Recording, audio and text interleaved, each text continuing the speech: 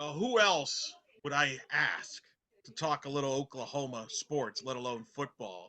Of course, Sooners, number 6 in the country, will host UCF. This is the beginning of a home and home because, of course, this man that I'll be talking to is a long radio producer of the show I used to do back at the old local radio station in Orlando. Does a weekly stream. Is that accurate to say? You do a stream every week? Such Uh, live stream? yeah. I'm glad to be your ninth choice for this thing. Sean Forcester joining us, who has a very popular YouTube channel for Sooner fans. How you I doing? mean, I guess that's true considering how much I was recognized at the state fair about a week and a half ago. So Very good. By the I way, was this is I this was is a like the, D-list celebrity. the I think this is the third different content that we've done. We've done a radio station. We've Hmm. done in the circle. You've actually been a guest on the softball podcast I host, and now you're going to be a podcast on the UCF podcast. In a YouTube channel. Go figure. And this will only be like the 84th time we're complaining why this game can't be in Orlando. But Yes, that might come up a couple more times actually, but you mentioned it where you just came from a couple weeks ago. You were in Dallas for that classic Oklahoma Texas game. The Sooners winning dramatic fashion, now ranked number 6 in the polls to take on this UCF team noon Eastern, ABC 11 a.m. Central. What Obviously that game is the highlight of the first half of the year, but what else has stood out so far from this Oklahoma 2023 season? um, geez, like what stood out? I think going into this year, I mean, for OU fans, we were kind of in a little bit of unknown territory. We're coming off our worst season in about 2+ decades. You have to go back to John Blake wasn't that good. He never got to 6 wins, but it felt like it was like, and so a lot of people were running with that, thinking that Oklahoma had one down year and we were getting written off by a lot of people nationally. We were going to disappear. And you can imagine how the fan base took those words and didn't appreciate them. But you just wanted to see what Brent was going to produce here too, because he was still an unknown as a head coach. We know what he could do as a recruiter. You knew what he could potentially create defensively, but it's just one of those things you have to see it. And I looked at the preseason schedule or this year's schedule preseason. I said, if this team's just a little better, they'll be favored in every game except maybe one or two. And it's like we can. Everyone was penciling us in as a 9-3 football team. I'm like, if they're as good as I think they can be more than 9-3. They can get double-digit wins. I think for me personally, I want to see this team. Can you get to Arlington? We're one last chance. Can you get to Arlington? Can you just get there? But what I've seen is that, ironically, the one thing I thought they would do well, run the football, has been a struggle just because they just don't have that guy this year at the spot. But pass protection on the offensive line has been really good. D-line play has been solid. Linebackers have taken a jump. And I think pleasantly surprising for everyone, the secondary is playing very well. And not only are they playing very well with the combination of upperclassmen and newcomers and freshmen, they're one of the deepest rooms on the team, which is something you can't say about an Oklahoma team the past 10, 15 years, is the secondary is almost a 2 deep. So did I expect them to go 6-0? To expect is a strong word, but I knew if they had a puncher's chance in Dallas that they had a shot, and it was a puncher's chance. It was who came down with the last haymaker, and here we are sitting 6-0. No doubt. We're going to talk about all aspects of the Sooner team, offense, defense, but I have to begin with, obviously, the quarterback because that's at the center of this storyline. I mean, this is weird. It's UCF Oklahoma. They've never played before in football. Oklahoma is new to the Big 12. Oklahoma, this is your last year in the Big 12. There's not really a lot in common except there's actually some good, juicy storylines out of this. We don't know if the game will actually live up to it, but Dylan Gabriel, who everybody knows the storyline here, comes over from UCF, which for those that might be watching this, may not be aware, Sean, you saw him in person at UCF his freshman year in 2019. You were on the field. I saw him putting on his shoulder pads during warmups. I watched it in person. So, But this is kind of unique for you because you were there. Saw Dylan Gabriel. That was his breakout game against Stanford when UCF blew out Stanford. back when people still thought David Shaw was a good coach. Yeah. that was the end of Stanford as we know it. The Mm-hmm. highlight for me there was Tiger Woods was on the sidelines. And I never saw him once. I was so zoned in on getting good Dylan Gabriel shots with my footage. camera. Yeah. Yes. And of course, his offense coordinator that year was one Jeff Lebby, who is now the offense coordinator at Oklahoma. We'll get to him in a little bit. But Dylan Gabriel obviously played at UCF from 19 to 21. He transferred after the 2021 season. I wrote about this on blackandgoldbanneret.com, which you can read that for now. I know I sent you the article, so you know the backstory of this. He originally was going to transfer to UCLA to play for Chip Kelly, but then got a phone Not call. not for Chip Kelly. Yes. Okay. Sorry. I Yeah, keep thinking of other time zones, but yeah. it's so weird. Yeah, I understand.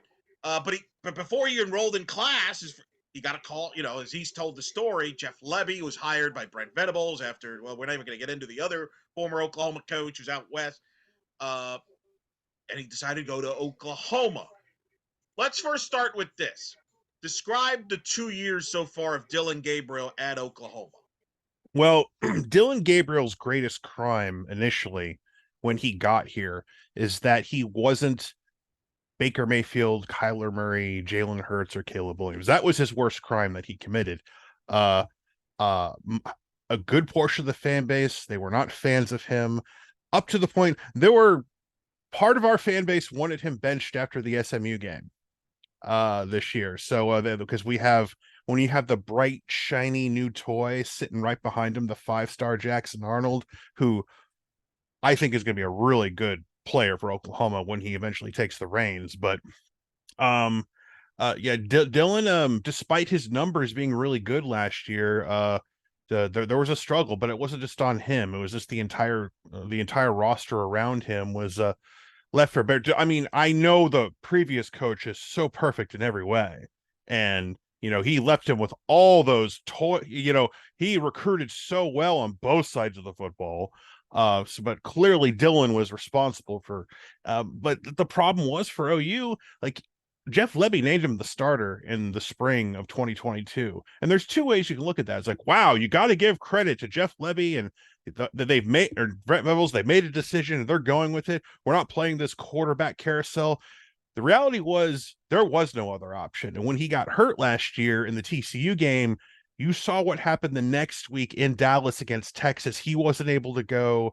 I think General Booty was supposed to play, but he got sick last second, and they had to get creative. And what I mean creative is they kind of threw in the towel and tried to do some wildcat with our tight end fullback, and everyone saw the result. But once he got back healthy and he came back for that Kansas game, he started clicking, he started playing better. So the numbers were there, but the W's weren't following with it. So a lot of the fan base were really hoping that Jackson Arnold was going to be that hot shot true freshman and just like steal the job right away. But wasn't for Dylan Gabriel, we would not be as happy as we are right now exiting our bye week. Currently second pick for the Heisman right now, which is kind of wild to think about. Now, in fairness, you liked when Dylan went to Oklahoma. You liked him because you had the advantage of seeing him in person live as you live in Orlando, whereas maybe other Sooner fans that are elsewhere didn't follow him as close. Is that correct? Are you just referring me?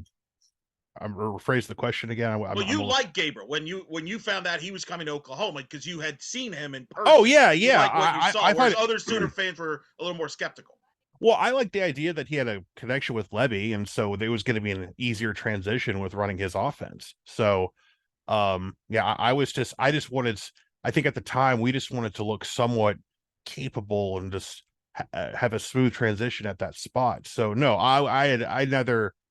A lot of OU fans we were trying to get Dylan Gabriel. We were also hoping we could steal Jackson Dart as well, because he was leaving USC because we all know who was going in.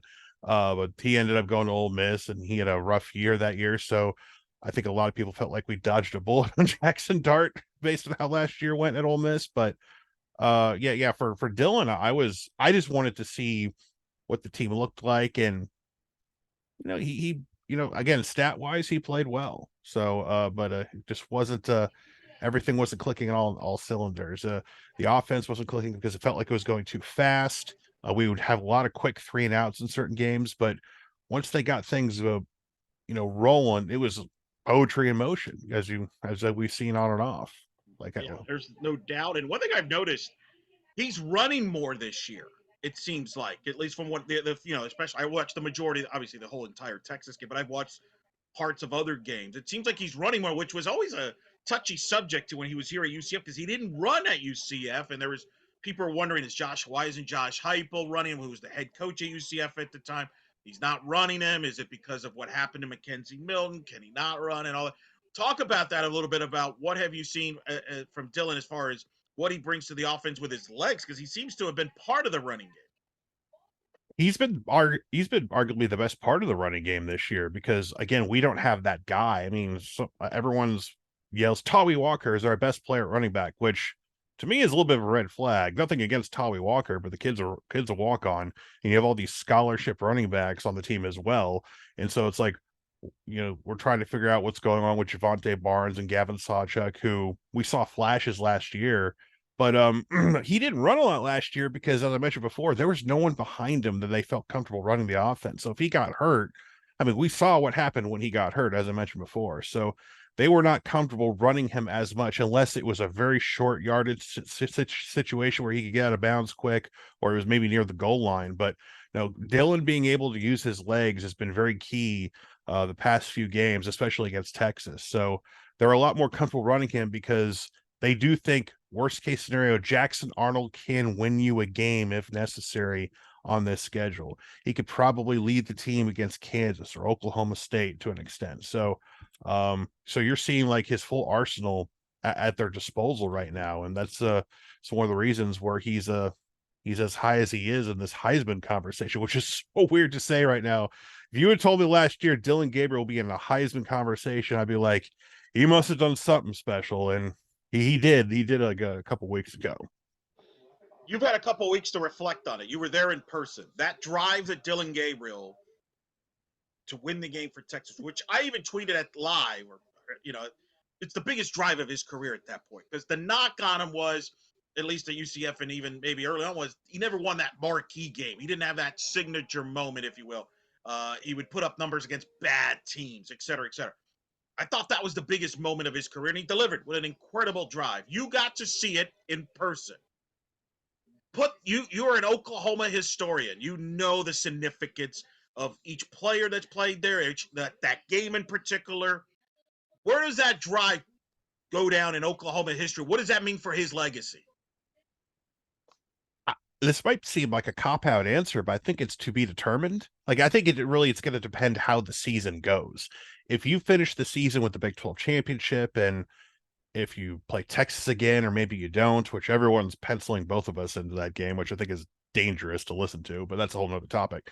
But yeah, it's when that drive happened, it happened so quickly, you didn't have time to process because you're an Oklahoma fan in that stadium, and you're watching, and you just watched Texas kick the go ahead with a little over a minute left, and you're thinking, God, we started off so well. They played their butts off, and I don't like, and the way the fourth quarter was going, they weren't moving the ball very well, and so it's like, man, they don't have any timeouts. Like, how are they gonna be able to?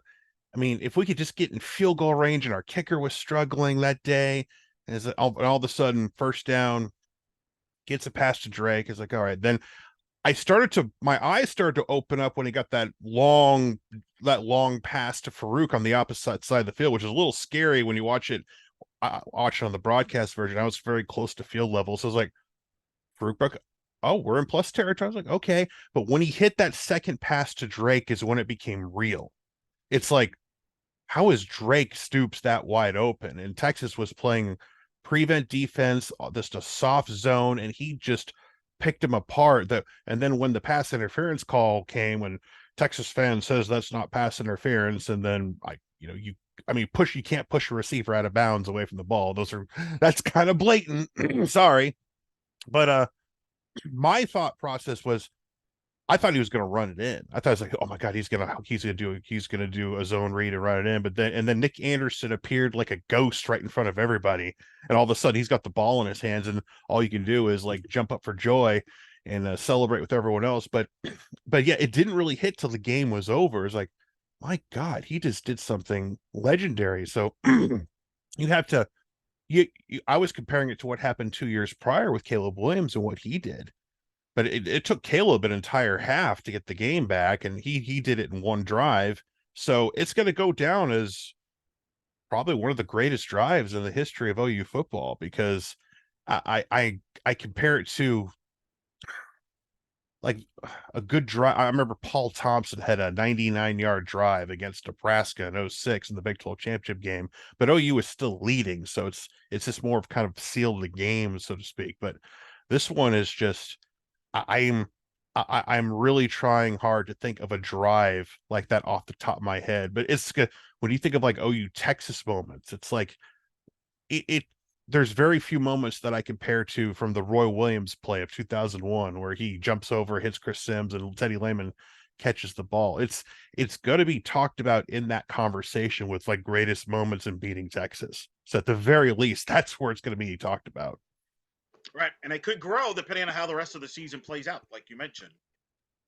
There, let's talk about his supporting cast. And you mentioned the running game. Let's start there because that's tonight fans that are going to be watching this. That might be the best news they've heard because, as you know, UCF has struggled against the run a little bit, giving up over an average of 300 yards in Big 12 games only, highlighted by 399, I think it was, against Kansas. I've lost track. They've been pushed around. Let's put it that way. Why talk about your running game or lack of from that standpoint? From you mentioned the running back situation, but what about the offensive line in that role? As far as that's concerned, is that because they don't want to run the ball? They can't run the ball because I know Jeff Levy tends to get a little pass happy, but what's the story with the running game there? Well, the running game, I think you go back to that SMU game, and Levy was doing everything he could to get the running game going. And, I think for a lot of people, SMU was one of those games people circled as a potential trap game. And props to SMU, like their D line was pretty solid against our O line. And the problem was, like, Levy was trying to force the run when we were making money with passing the ball. And it was a frustrating game to watch because I like our tackles. I like Walter Rouse. I like Tyler Guyton. I think Tyler Guyton has a chance to be a first round pick, but it was the interior of the O line. The guard position has been a little, in, what's the word I'm looking for? It's been a fluid, so to speak. Andrew Ramey is your center. He's been the guy, but Savion Byrd was expected to do big things this year. He's been struggling a little bit. So, I mean, when you go back to that Texas game, we had some injuries. They had to put in true freshman Caden Green into that mix. He was a highly touted guy. So he was. They put him in at left guard. He played very well against Sweat and Murphy. But Caleb Schaefer also came in as well to spell McCade Matower, who got hurt in the Texas game. Looked a lot worse than it really was. He's only a sprained ankle, so he should be back in a week or two, hopefully. But the interior of that line has been kind of like it's been fluid. It hasn't been quite on schedule yet. So again, I look at your guys struggle against the run. It might be the best medicine for us to get the run game going with the backs, but Tawi Walker has been kind of the most consistent guy running the ball. And Marcus Major, he's been a veteran running back who's been on the team for a while. He's always played a backup role, but the running game hasn't really come alive till frankly, Dylan started to run the ball a little bit more. He was our like OU had 200 yards on the ground against Texas. I think Dylan had like over 100 of those yards. So especially Wild. Oh so man. so Dylan Gabriel was the leading rusher against Texas, and they say whoever wins the rush battle in that game tends to win, and we don't win that game without Dylan Gabriel's legs. So, yeah, I think Dylan will be able to hopefully take advantage with his legs on Saturday, and I would Tommy Walker. He's made some runs here and there. He's got a low center of gravity. He's hard. He kind of reminds me a little bit of Quentin Griffin. He's a little shorter. He's got like that. He's hard to take down, but again, we're still waiting on our two of our highly touted backs to get healthy and see if they can contribute. But the guys you're going to be watching are going to be Dylan, Marcus Major, and Tommy Walker. Those are probably going to be our guys running the football on Saturday more than anything. Man, UCF fans are gonna be going crazy seeing Dylan Gabriel run. Oh, that is just, oh man. All right, let's talk about the receivers he had. Now there was some big news that came out. Andrell Anthony, your leading receiver, out for the rest of the year with an injury. But I asked you about it over the weekend. You were not concerned about that because of the depth that you have. You guys got like Khalil Farouk, who's one of my favorite players to watch. He's got an 20 catches, 415 yards. Nick Anderson, who caught the game-winning touchdown in that Texas game. Good to see a guy named Nick Anderson come up clutch in a big game there. I always whenever I always think of Paul Porter going Nick Right. Anderson for all the Orlando Magic Uh, fans out there. That's how old school I go back. But yeah, it's not that I'm not concerned. Losing Angelo is really hurts because he was such a deep threat for that offense, and he could stretch the field to speed. So it's not we will miss him, but if you do go look at an Oklahoma box score randomly this year. It's very rare you see one guy just kind of like be the leading guy, be a leading receiver with over 100 yards. Like Jalil Farouk had 100 yards against Texas. That was the first time he had 100 yards like all year. Like it's been a combination. It has been like you pick your poison. Farouk has had good games. Nick Anderson has had good games. Drake Stoops. You just go down the list, and there multiple guys have stepped up and made catches for Dylan. He's not. I think one of the things that have helped the offense that we're not dependent on one guy at receiver. I would love to have him back. Hopefully, a guy like Brennan Thompson, who's a transfer from Texas, who has that type of speed that Angel has, who's finally gotten healthy and made a big catch in the Iowa State game a couple weeks ago. So, but yeah, wide receivers not too concerned right now because there's more than enough talent in that room to pick up the slack. Let's talk about the offensive coordinator, Jeff Lebby, who was, as I mentioned, was the offensive coordinator here at UCF for a couple seasons. Got his opportunity because of Josh Heupel, who was, of course, head coach at UCF, quarterback at Oklahoma, won the national title in 2000. I kind of find it ironic that here we are 23 years later and a quarterback that Josh Heupel basically coached, a lefty like he was, trying to lead Oklahoma to a magical season like he did in 2000. Jeff Lebby, ironically, left UCF to go to Ole Miss, and among the players he coached there, John Rice Plumlee, who's the UCF starting quarterback for this game on Saturday. What is the Sooners fans' thoughts on Jeff Lebby? Do they like Jeff Lebby or not? I know there was an incident earlier this year where his father-in-law, Art Briles, was on the field, which caused a huge chatter that he had Yeah. to apologize for, as a matter of fact. Am I correct? I'll let you go ahead and tell the story.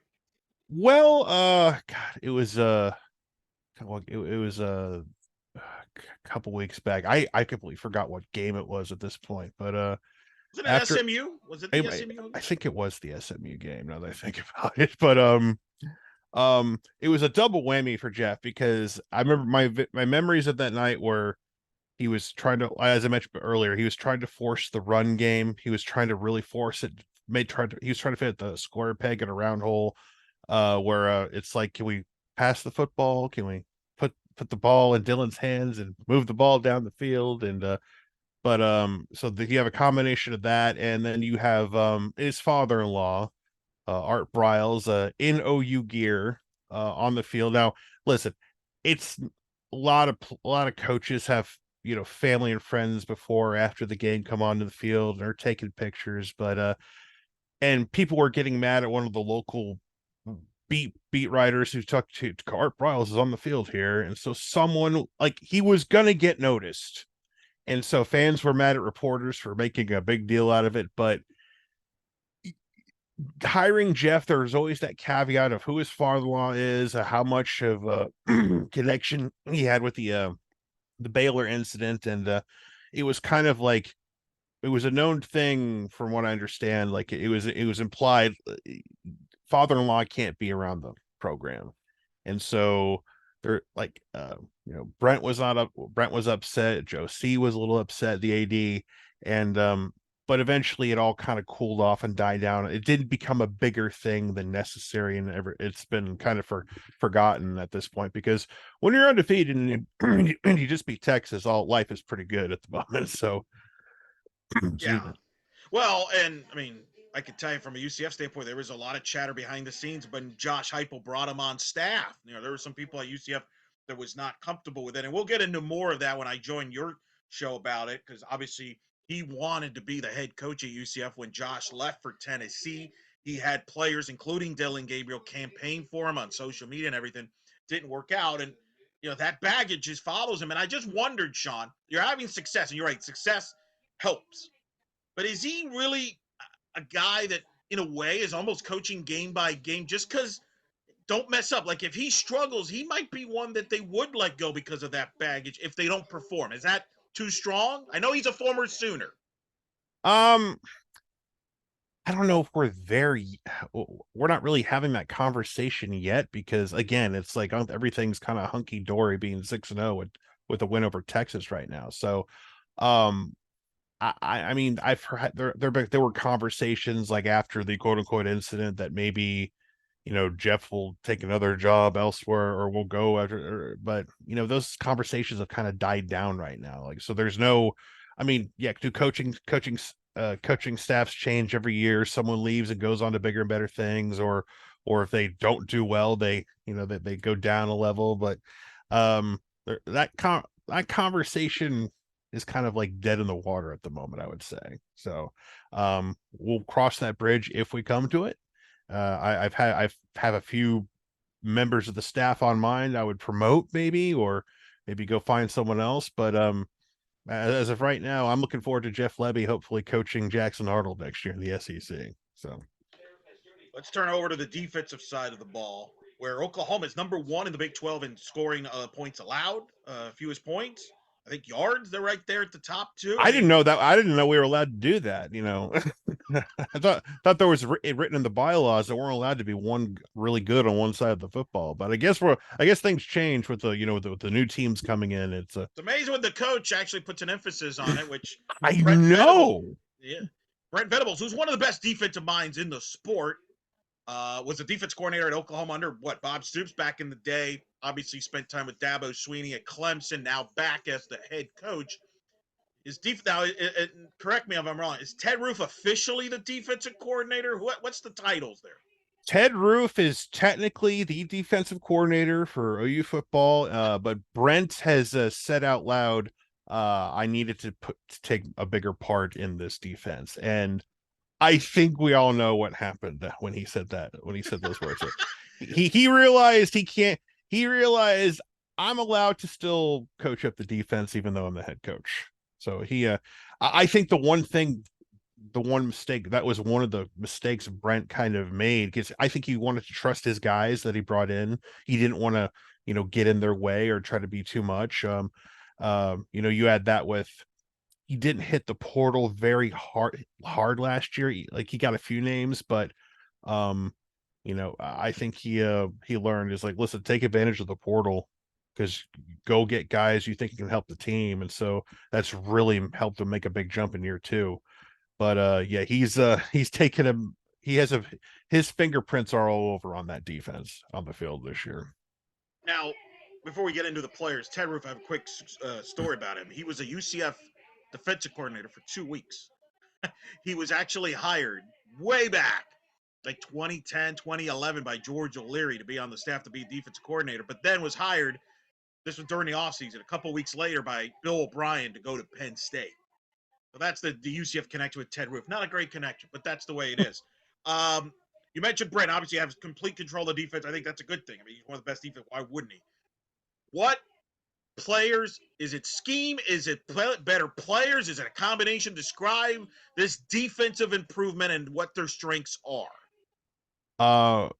There is a major improvement across the board with your upperclassmen getting a better grasp on the defense he wants to run, and also more like you look at the roster right now with the players, it's night and day when it comes to the roster. Reggie Grimes was a starter on D-line last year. He is not a starter this year. He is on the 2 or 3 deep. It's like the old adage, your defense or whatever part of your team has gotten better when starters from the year before are now backups. That's just kind of how it feels.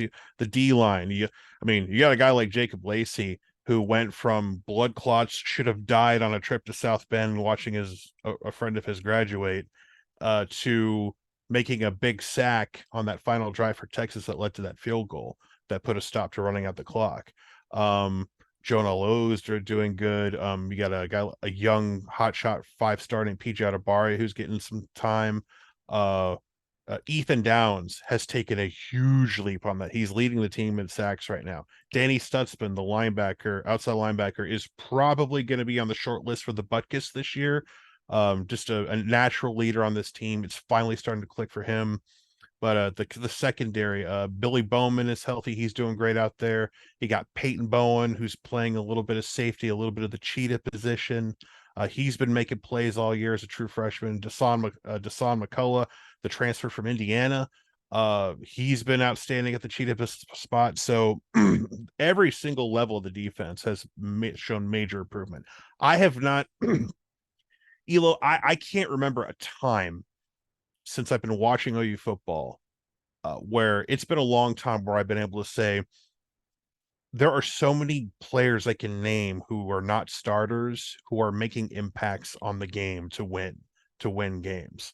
It's not just your starting 11. It's like there's guys who are rotating in. It's everywhere from the upperclassmen to the freshmen. It's just so many guys have made big plays and big impact. That's why I feel like it's something called competitive depth. Brent wanted to create competitive depth on this defense or just the entire team, and we're seeing that now. So we're not like last year. We were so dependent on like Danny Stutzman or Billy Bowman to make a play. Now it's like we have multiple guys making plays. We have got like I said, Kendall Dolby's making plays in the secondary. He was a JUCO transfer. I could go on and on and on. If again, it just we're not dependent on that one guy, and it feels really good to say that this year. Do you think is Oklahoma's defense? Would you describe it as an attacking style defense? Does he mix up the blitzes with maybe zone? What's his been Brent's philosophy there this year? Well, they've had a solid run defense. Stopping the run is the one thing they've been really good at this year. Again, the secondary has been playing well. It's they're everybody's got a nose for the football. They're aggressive. Like Gentry Williams when he made that pick in the opening drive for Texas like a couple weeks ago. Like he knew the play that was coming. He read it. He read it perfectly, and they're forcing turnovers. Like this program leads the nation in turnover margin. So the previous administration was trying to live and die on turnovers, but we couldn't get it done because, frankly, Alex Grinch was awful and couldn't develop players. Brent Venables comes in, and not only is the defense playing more solid, he's forcing turnovers. So, what the previous regime was trying to do, Brent came in and says, I can actually do both. I can force 3-and-outs, I can force punts, and I can force turnovers. I can do it all. So, yeah, it's a very aggressive defense, but when you got talent in the secondary as well, it's a very, very difficult defense. You gotta be as good. You gotta have a pretty good amount of weapons on offense, like kind of like Texas did to score points on this defense.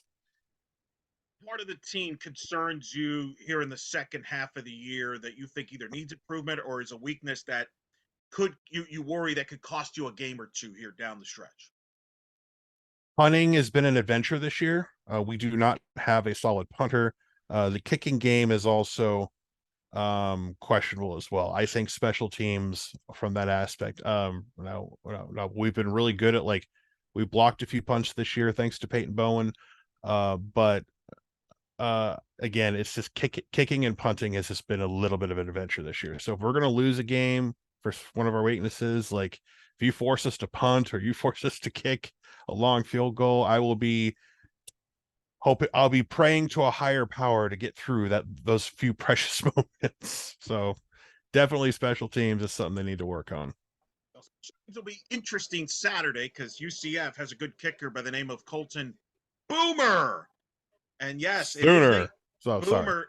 No, well, that's what I'm saying. You're just alluding to this. See, there's going to be. I cannot wait. It's a conditioned reflex. You say. Well, you say that, but like it's UCF fans chant Boomer, or boom, when he kicks. So this is going to be awkward in the stadium when somebody's chanting Boomer and they're like, "What Sooner?" Like it's going to be weird when he's kicking the ball. He's a Well, pretty good kicker. a funny story you bring that up because our PA announcer recently, over the past few years, started a little thing where if OU gets a first down or a good play happens, he'll go over the PA Boomer just to get the crowd to say Sooner. the coaching staff was getting really ticked off at that about that because when Levy was trying to run his hurry up offense, like it was like that's a first down and it goes boomer and like it would catch the offense off guard. We would have false starts and people were noticing it, and it was just we're already struggling as is. We don't need our damn PA announcer to be a cheerleader as well. Just announce the first down and go. Just say first down Sooners like you did before.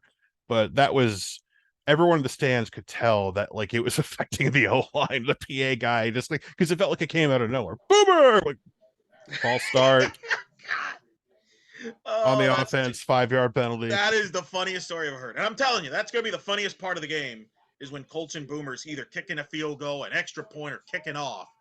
It's going to be weird because I'm telling you, UCF fans go Boomer. Yeah, it's going to be maybe that's a bonding moment for the fan bases. I don't know, or it could start a fight. I don't know. It could be weird. It could go either way. I got nothing against UCF. It's just I think we're again like when people were forcing me to pick games I think we would lose this year. I still think OU is going to drop a game, maybe two. I'm still there right now because it's so hard to go undefeated.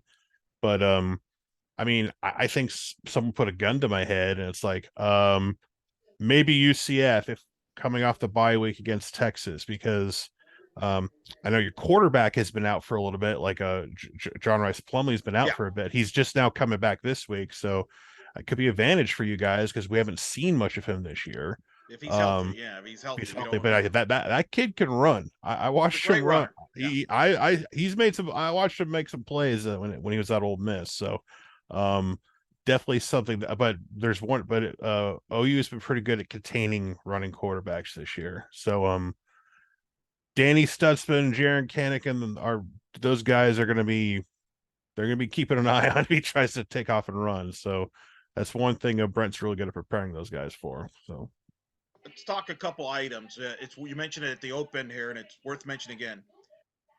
Darn it, Big 12 scheduler makers. This game should be in Orlando. Like it the should. story's here. Like let me be honest. Do Oklahoma fans really care about this game? Like I know they care because they want their team, but are they really like I feel like this is UCF's more, I mean, they're not as fired up because we haven't played well the last couple of weeks. So we're more concerned about what's gonna happen. Like I wrote about this on Banneret.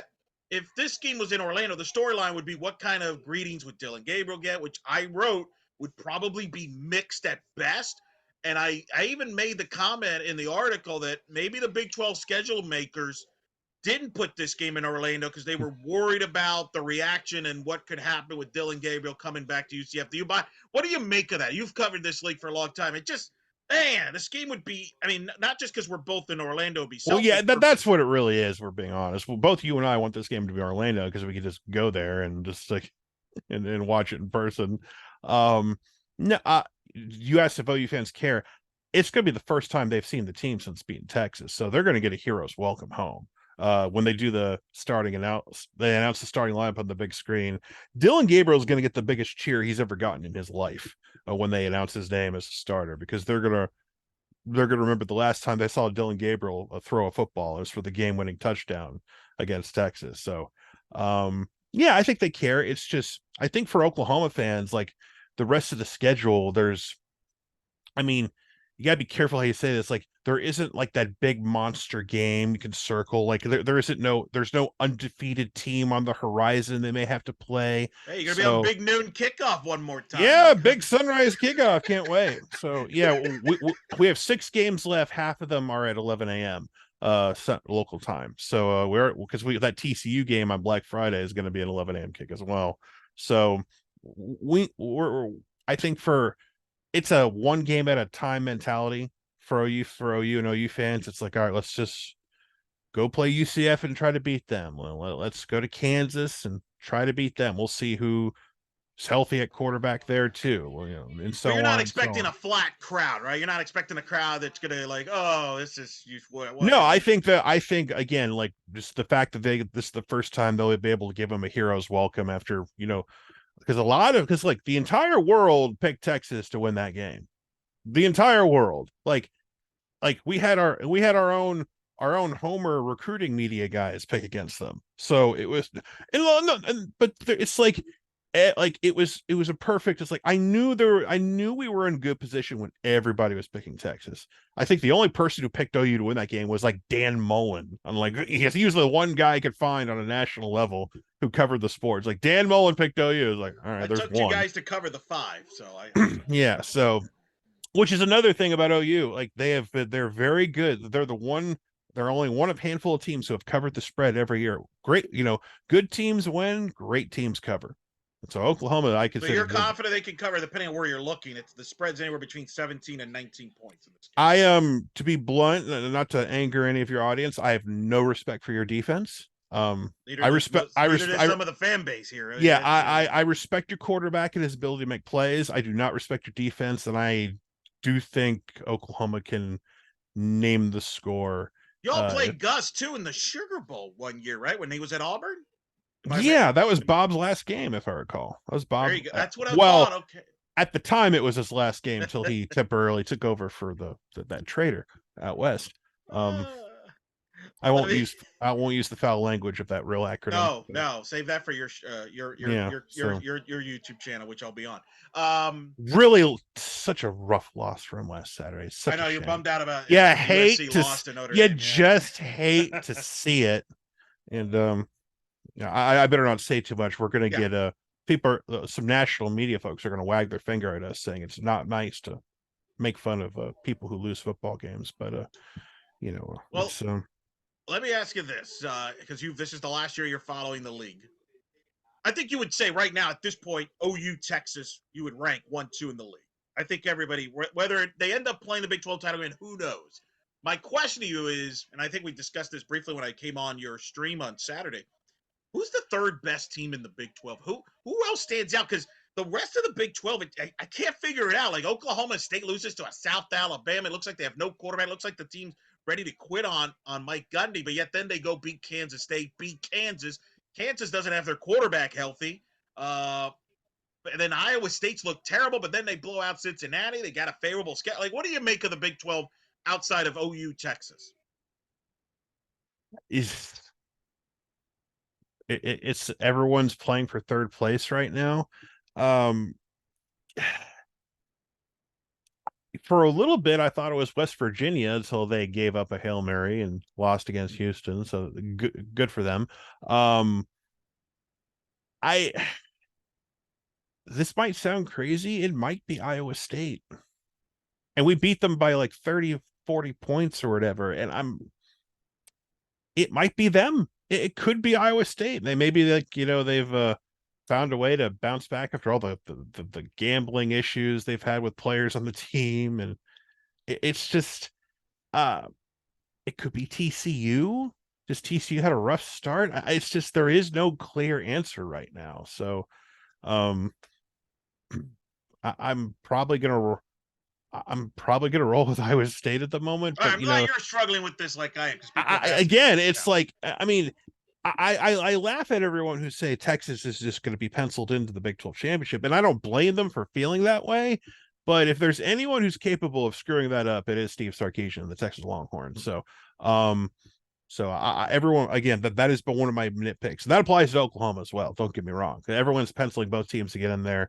OU and Texas are capable of slipping up. Just like they both have weaknesses. Texas plays down to the competition still. They do have their offensive line is not as good as everyone says it was. So it's just a combination of like who can remain focused and which coaching staff can keep their team motivated week in and week out. But everything I've heard this week so far, like from the bye week leading to this week, that the team is not. Brent treated the football team on the bye week last Monday when they came back to practice like they lost the game. So he knows how to keep a team motivated and going forward. So like that was the word coming. You would have thought they had lost to Texas the way the practice went. So, but yeah, I think everyone's rooting for a rematch in that Big 12 title game. But again, we still got about 6 more weeks till we figure out how the. I just want to get to that magic number. I think if OU wins 3 or 4 games, they'll clinch a spot the way things are going. So I just want to clinch a spot in that Big 12 title game right now. That's what I'm concerned It starts with this week. Now I'm going to get you. You get to be the tour guy here before we wrap up here. A lot of UCF fans. I've told you this. A lot of UCF fans are making this trip. This is probably the most popular trip this year. UCF fans are going to go as far as the most population UCF are making that trip to Oklahoma City. What would you recommend UCF fans that are making that trip to Norman? Ooh. Where should they go to eat? Where should they go visit? What the stadium experience? Just kind of give us a tour, give us some advice for those that are making the trip. Oh man. Well, the communists that used to run Oklahoma have decided are no longer there. They've opened up tailgating space again on Lindsay Street.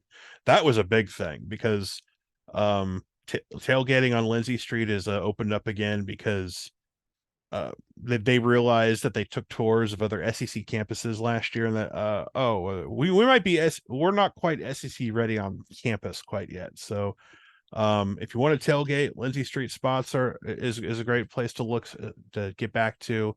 Local establishments, God, there's so many to pick. People will disagree with me on this, but I am loyal to the brand of Van's Pig Stand Barbecue.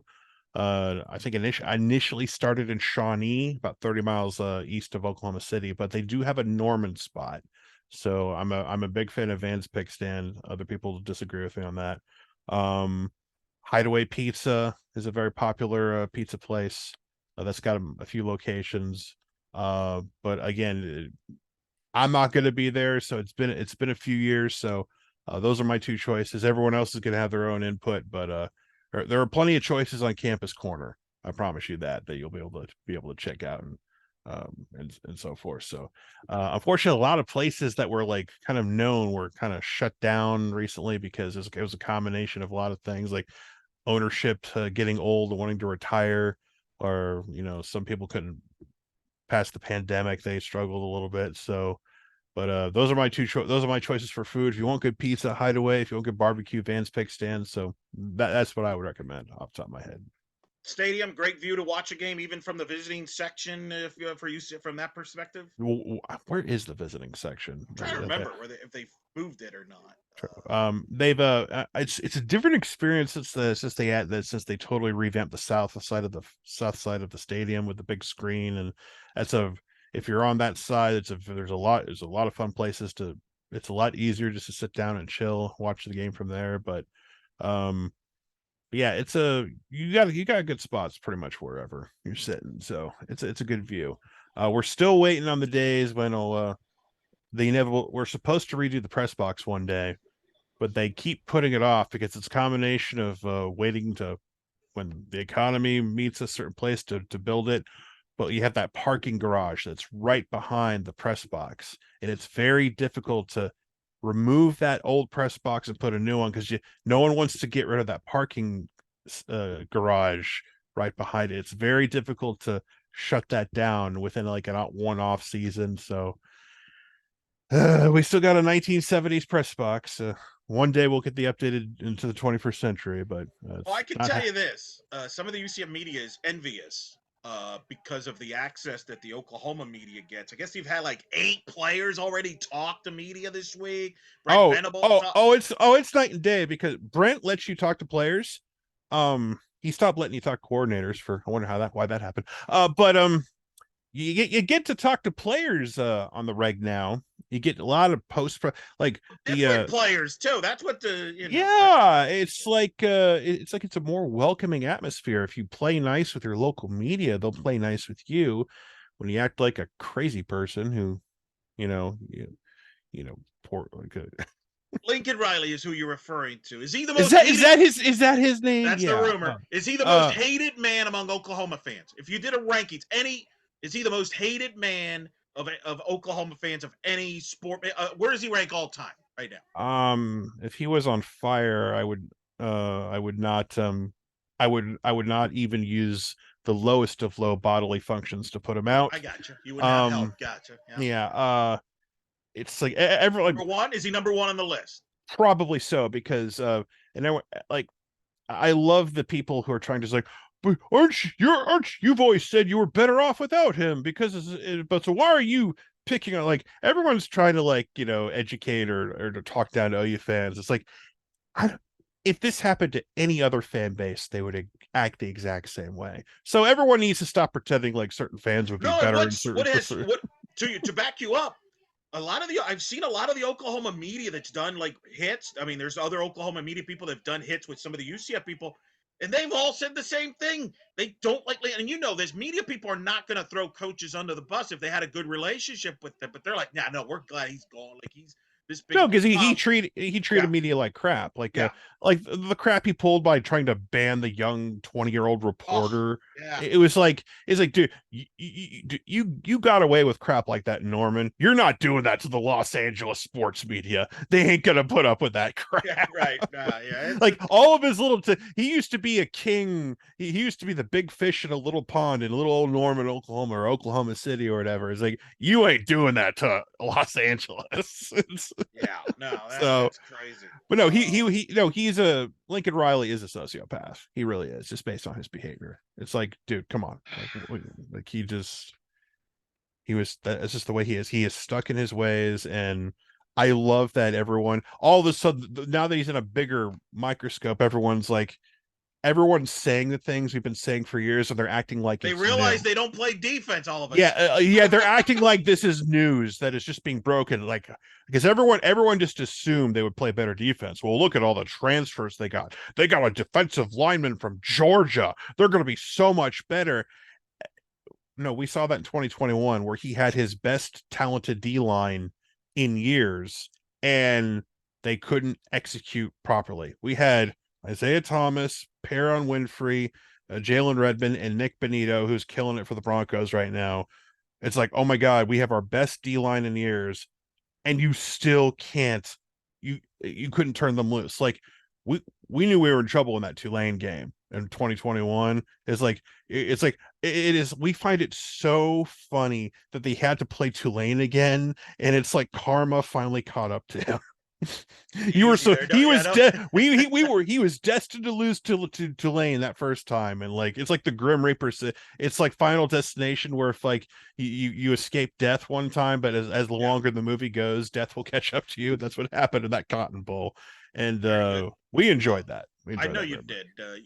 We didn't enjoy it as much because we lost to Tulane. We were hoping it'd be UCF USC in that Cotton Bowl, but Tulane took care of I would business. I would have cheered for almost anybody in that game. I Anybody. know you would. I know you would. Yeah. Are OU fans like UCF fans, where they're pretty much ignoring Big 12 basketball media days? Oh, that happened? Fair enough. Yes. Yes. Fair enough. Boy, wait. That'll be great. Something tells me we're not going to break down the preview this basketball matchup later in the year when they play in Orlando. We don't play basketball in Norman anymore.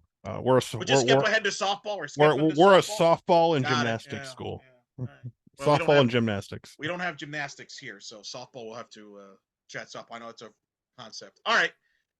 That's enough material here because we got a lot of material to use on your shows, platforms, and I want you to promote what you got coming up, what you do, and then what you got coming up because I will be participating in some of your content this week for the game. Well, I mean, we haven't. I guess we're doing it at 7 tomorrow night, so 7 p.m. Eastern.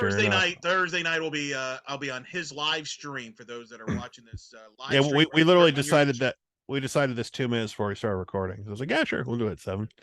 But but yeah, we'll talk about this game in detail and probably talk about how I wish it was on at a later time so I could watch Penn State and Ohio State as well. But can't do that. Can't watch the biggest game of the week, and it's like I'll watch my team play regardless. So just have that on the background behind me. But we'll talk about that. We'll talk about other things, and um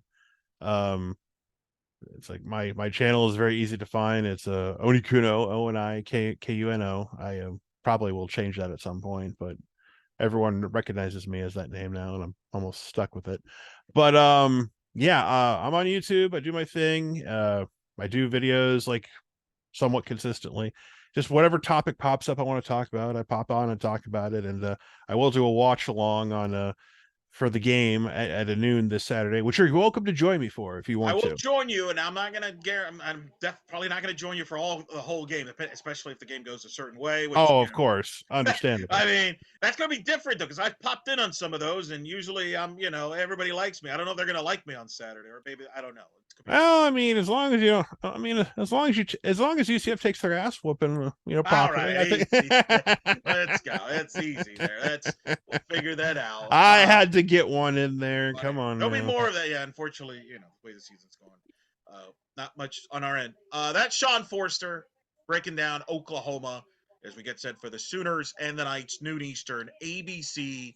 And of course, you can follow his content. I'll be on with him throughout there this week. Sir, thank you. It's been a pleasure. I will look forward to returning this the home and home that we're doing here. Always a Anytime. pleasure. Anytime.